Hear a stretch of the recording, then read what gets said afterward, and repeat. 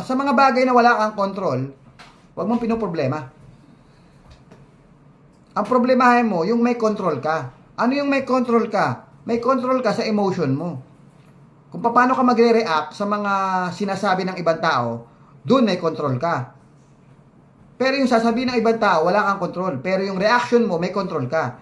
Pwede mong ignore, ikaw bahala. Pero pag nag-react ka ng negative, sa mga negative, ang outcome niya, negative talaga. Pero yung mga negative, ang reaction mo ay positive, magugulat ka na lang, isang araw, magiging positive yun. Pag pinagsabihan ka masama, yaan mo lang. Hindi niya naiintindihan eh. Huwag masyadong personalin. Ako, hindi ko na pinapansin yan. At the back of my mind, yun lang yung nasa ano ko, yung iniisip ko na, bahala ka sa buhay mo. Hindi mo naman naiintindihan. Yung mga taong hindi nakakaintindi, hindi pinapatulan yan. Nakakita ka ng siraulo? Siraulo. Huwag mo ko tingnan. Nakakita ka ng siraulo, naglalakad. Pinapansin mo ba? May sayad dyan, ba't mo papansinin? Ang ginagawa mo, iniiwasan. Bakit? Kasi hindi niya alam yung ginagawa niya.